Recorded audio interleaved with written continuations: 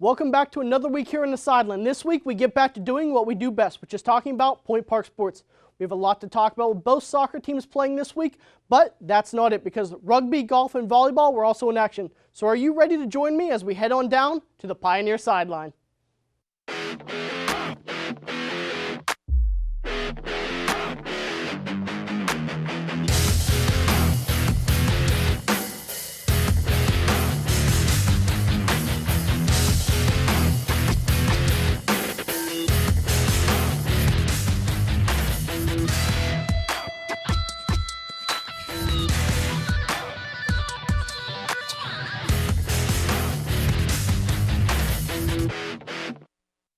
Welcome to the Sideline. I'm your host, Kyle Anthony. The Point Park men's soccer team tries to continue the program's success this season. So I'm joined by a new face here to the Sideline, Alex Mardich, to tell us how the team is doing so far. Thanks, Kyle. Soccer season, or rather football season, as our friends across the pond would say, is finally upon us, and another action-packed schedule for the Pioneers men's soccer team. The Pioneers have 9 of 11 starters back from last year's team that was ranked in the NAIA Top 25 and finished 15-3. Although this year's team has faced challenges thus far, maintaining a consistent lineup due to injuries and red cards. With only 4 players starting each game, the Pioneers have looked to their seniors for consistency. Midfielders Max Flick, Zach Rafalowski, Dom Canello, as well as goalkeeper Zach Barazovoy have been the only players to start all games. The Pioneers started the year strong, winning their first 2 games by a cumulative score of 7-1 over La Roche and Washington and Jefferson, but recently have begun to plateau as they have scored only 1 goal in each of their last 4 games, including Saturday against Mount Vernon Nazarene. The Pioneers squandered a victory as they led the game 1-0 until the Cougars tied the game with only 21 seconds in regulation. The game ended in a double overtime tie at 1-1, which is now the 3rd game in a row that has gone to overtime for the Pioneers, as they are now 3-2-1. Alex, who do you believe will be the leader on this team with Lucas Silva moving on? Well, that's a tough question. You know, they're going to have to look to some senior leadership, whether it's a goalkeeper, Zach Barazovoy, or any of the midfielders that have been one of the few who have started all the games this year. It's going to be a tough find. What is the strength so far of this team?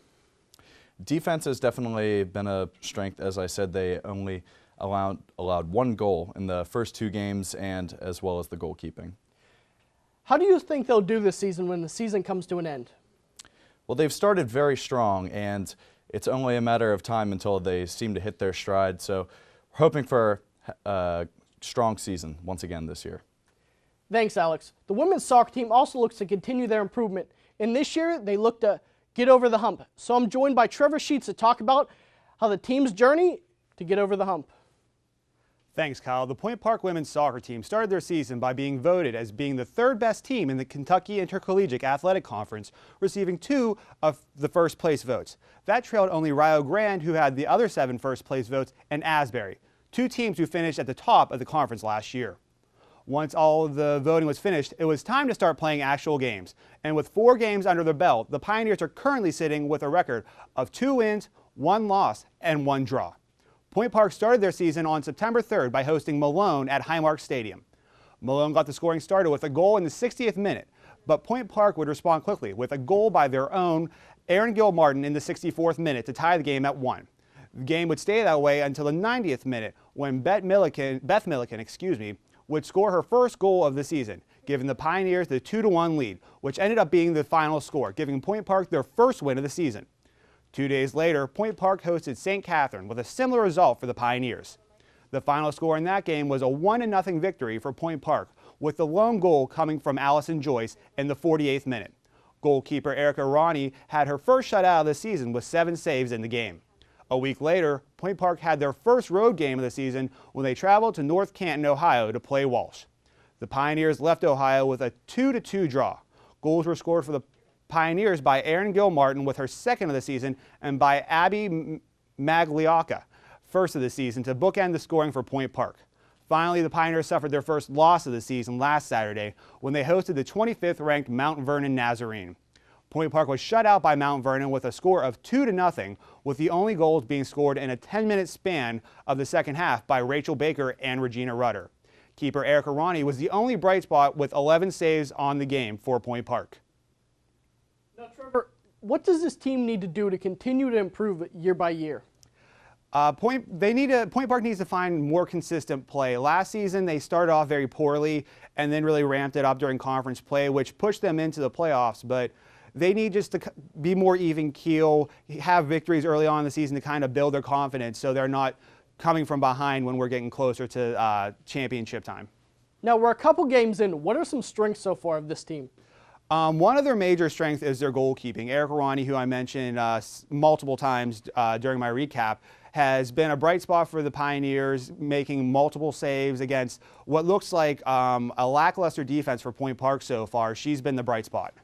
Now, how do you think this team will do at the end of the season? So, I mean, it's hard to tell with just 4 games in, no conference play as of yet, but I think that Point Park will be in the top 4, will be able to make it to playoff time, but I'm not sure. I'm looking around third. I don't know if they have what it takes to outduel Asbury, one of the teams that they always struggle with every season. Thanks, Trevor. When we return to the sideline, we are joined by Phil Papore for Point Park golf coverage. Later, we discuss the biggest national headlines in a round of the Pioneer Reporters. Are a social people. We share our inspiration, wisdom, creations, and memories. We share what makes us laugh and what angers us. Built on the notion of a free flow of ideas, our country thrives on the freedom of speech. Without it, who would watch over our governing powers? And how would we share our history to make a difference for the future? It's this freedom to share that gives us a reason to listen. Start your morning with City News. Start your morning with campus news. Start your morning with political coverage. Start your morning with fun.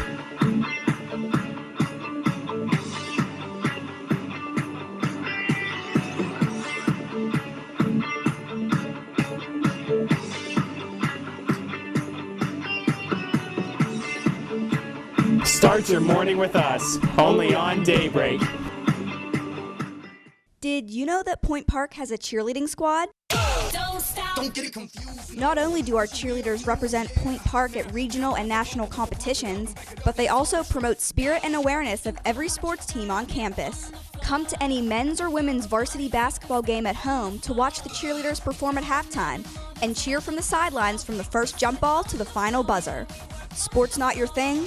You can catch the cheer team lead the crowd at the fall and spring pep rallies as well, or at several competitions around Pittsburgh each year. So what are you waiting for? Show the Point Park cheerleaders the support they show you. We know you're wondering what the A-list celebrities are up to. Well, here at Entertainment on Point, we're wondering too.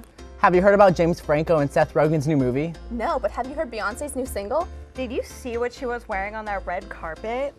Honey, that was not cute. Did you see what happened on Scandal this week? No, I was too busy keeping up with the Kardashians. No matter what your guilty pleasure is, we've got you covered. Entertainment on Point. Get to the point of pop culture. Yeah! The Pioneers volleyball team looks to regain their KIAC crown this season. To see if they will be able to do that, I'm joined by a new face to the sideline, Mike Turk. So Mike, serve us up some volleyball knowledge. Thanks, Kyle. It's not about how you start, it's about how you finish. Hopefully that is the case for the Point Park women's volleyball team, as they have now started out their season with a record of 3-11, that's 0-1 in the KIAC.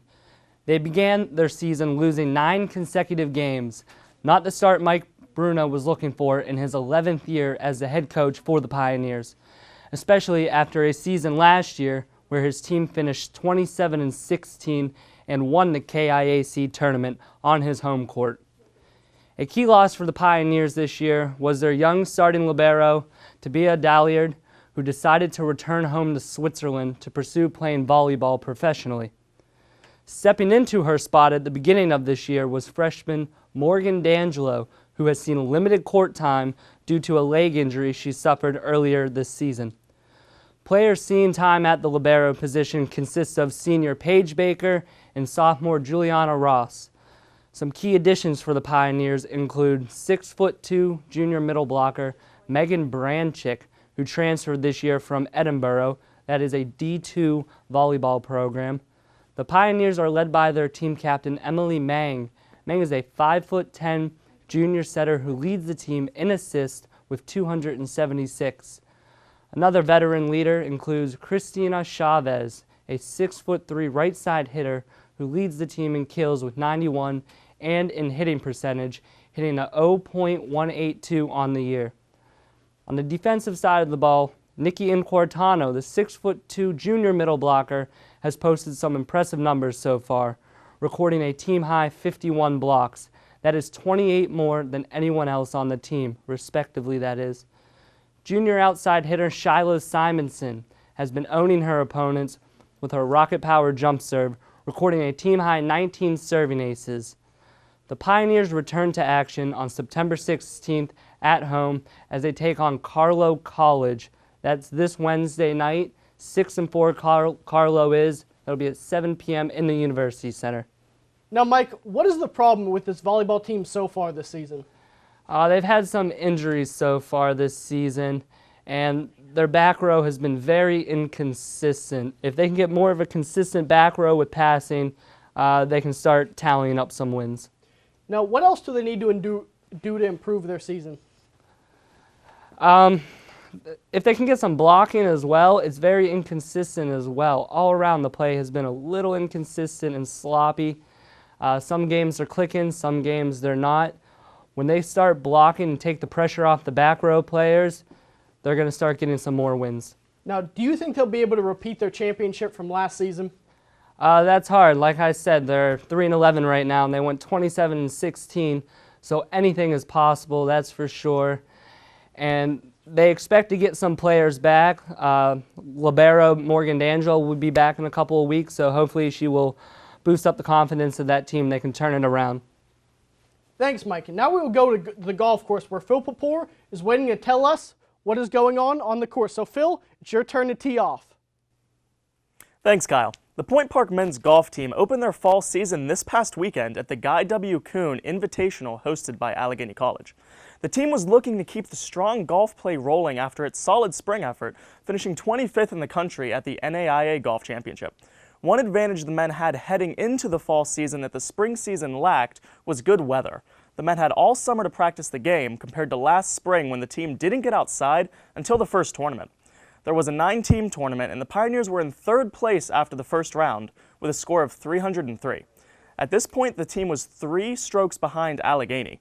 However, the team would slip up on the final day and post a final round score of 320, which deflated all hopes of knocking off Allegheny. The total score of 623 was good enough for 6th place out of 9 teams. Allegheny went on to smoke the competition with a final round of 287 and a total score of 587. That total was 20 strokes ahead of 2nd place Clarion University. As for the Pioneers, only 2 golfers are returning members of the team, so majority of the weight was put on the shoulders of sophomore Max Kaminsky.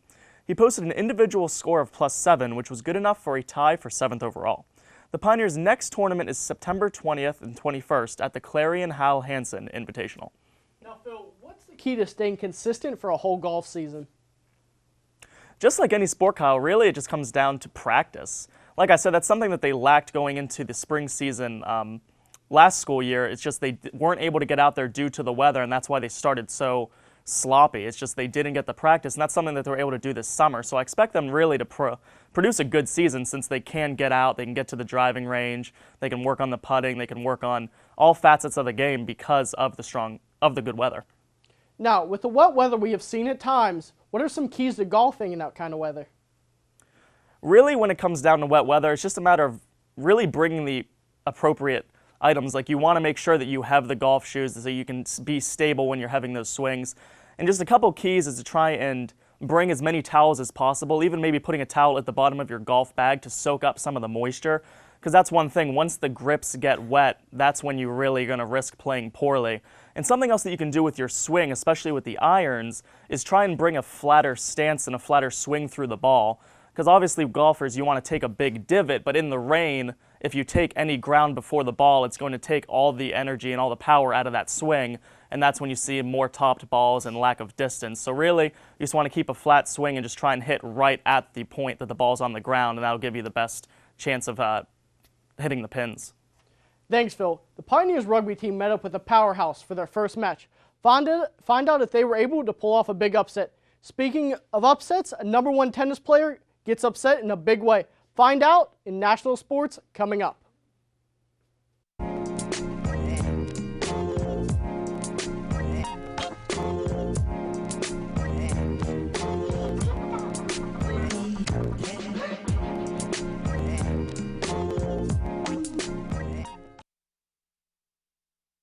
Here at the Pioneers Sideline, we get freshmen involved as quickly as possible so they get the real-world experience on air and behind the scenes to set themselves apart in internships and potential jobs. Blaine, where is that video? I needed it in KeyPro like yesterday. All right, I got you, Chris. But I got a quick question for you guys. What do you mean the questions? Just, like, it's always a answer me, question. It's always a... What? Where is he? Blaine. Blaine. Blaine! Freshman, you can't find any good ones anymore. Ever wanted to be behind the mic and have the world listening to your show on campus? Well, it's just as simple as joining WPPJ, Point Park's student-run radio station, located on the second floor of Lawrence Hall, right next to the dining services. Listeners can tune in using Point Park's website or through the TuneIn app by searching WPPJ. WPPJ welcomes any new DJs that want to get involved, so be heard. Do you have what it takes?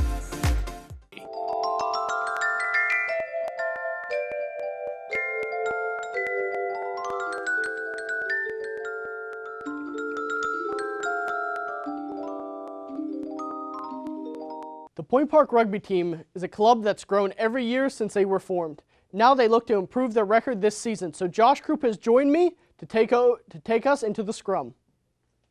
Thanks, Kyle. Yeah, the Point Park Rugby Club has already one game down into the 2015 season, and they're already halfway to matching last year's win total. Over the weekend, Point Park hosted Fairmont State, who was coming off an impressive 2014 campaign that ended in the conference semifinals. Fairmont defeated Point Park last year in a game that ended with a number of injuries on the Point Park side. This year, though, Point Park got its revenge. They came away with a 28-7 victory and improved to 1-0 on the season. Point Park led for most of the game but really pulled away in the latter half of the match. Sophomore rookie Damon Long was voted man of the match by his teammates. Long really stepped up and took the place of junior captain Brady Winner after he broke his wrist. Winner was a flanker and Long was an outside center. Now, Long had never played the position and after receiving a crash course from his teammates, thrived at the new spot on the field. He came up with multiple key tackles and played a major role in holding Fairmont to just one try. Before last year, Point Park had never came away with multiple victories in 1 year. Last year saw victories over Allegheny College in the final week of the season and crosstown rival Carnegie Mellon University in week 3, their first victory against their rival. Point Park also defeated CMU in their spring friendly, the final match of the year. Point Park has a difficult first half of the season. Each of the first 4 games are against last season's top 4 teams in the Three Rivers Rugby Conference Gold Division. The top 4 of 8 teams in the division advance to the playoffs. Now this weekend, the club hosts reigning regular season champion Franciscan. After hosting Geneva College in week 3, they travel to Robert Morris University to face off against the reigning conference tournament champion. And last season, both RMU and Franciscan finished in the fall season ranked in the top 10 of the National Small College Rugby Organization. Geneva then rounded out the top 25 in the poll. Kickoff Saturday is scheduled for 1 o'clock at Quarry Field on the south side. Now, Josh, what do they have to do that they haven't done in the past this season? What do they have to do that they haven't done in the past, I think, is stay conditioned, really. In the past, we've always seen a lot of injuries in these first few matches, and Brady Winner went down in week 1, and if they can come away and condition themselves and train hard enough so that way they are able to survive in these matches, because, you know, rugby's a hard sport. It's all about endurance and strength, and we already got a win under our belt, and that's a great step in the right direction. Do they have any veteran leaders on this team? They have quite a few veteran leaders. Jake Como's a captain. Brady Winner was a captain. It's a shame he's out for this season. And 2 people I want to talk about are Jacob Finch and Josh Kaltura. Both graduated last season along with a bunch of other seniors that they lost. But these 2 are coming back as coaching assistants this year.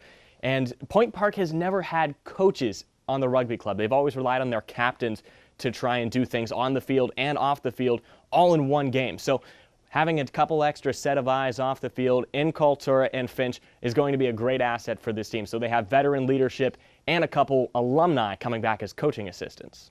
Now, Josh, what do they need to improve on before their next match? I think bouncing off what I said earlier, staying conditioned. Franciscan is a great rugby team. They went all of last regular season undefeated before losing to RMU in the championship. So Franciscan's going to be a great test for them. Fairmont was a great test to start off this season. If they could stay conditioned and try and stay healthy and just get out of the Franciscan game alive. If they come away with a win, fantastic. But they need to get out of the Franciscan game, and then the rest of the season will seem like a breeze compared to the Franciscan match this weekend. Thanks, Josh. On the national level, we'll start on the court, where one of the biggest upsets in history might have happened in the U.S. Open in New York City, when the #1 player in women's tennis, Serena Williams, lost in 3 sets to unranked Italian Roberta Vici. This was Williams' first loss in a Grand Slam singles match this season. This loss also ended her bid to win the first calendar Grand Slam since 1988. This is the first time in Vici's career she has ever taken a set from Williams. According to Williams' mother and a coach, they said she did not look and feel like herself out there, and her mother even thinks the pressure got to her daughter despite her daughter saying that it didn't. Vici would later go on to lose in the finals to fellow countryman Felia Panetta in 3 sets. We will switch to the men's side, which had the finals on Sunday, which saw a match for the ages. The match was between world #1 Novak Djokovic and world #2 Roger Federer. Djokovic won the match in 4 sets. In the third set, there was a weather delay that kept the men's sidelined for over 3 hours. The U.S. Open is the 3rd major that Djokovic has won this year, and this marks the 2nd time in 5 years that he has won 3 of the 4 majors in a year.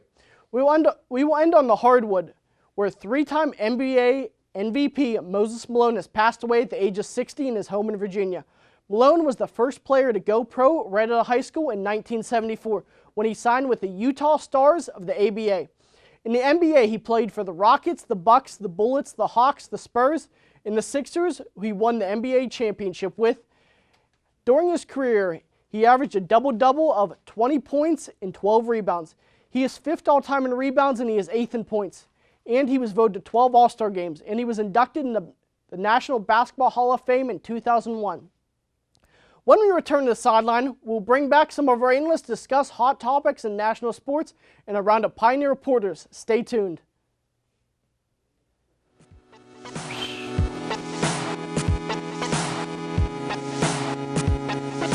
I'm really...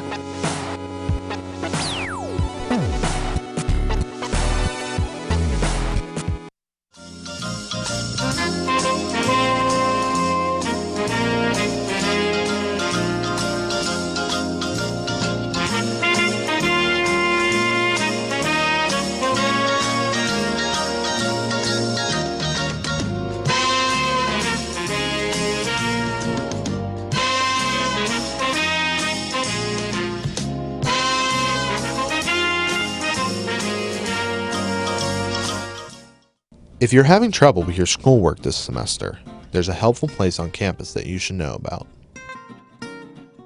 On the 7th floor of Lawrence Hall is the Program for Academic Success, which provides services like tutoring and academic counseling.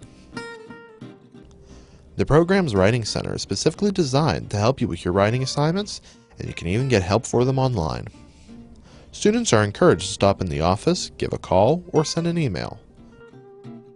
Every human being has a purpose, has a dream to have their voices heard, no matter where they come from, no matter where they go. As an American, it is their right to have freedom of speech. I have a dream that one day this message will speak louder than words, that even the quietest voice will not go unnoticed. That is my dream. What is yours? For more information, visit www.freedomofspeechpsa.org.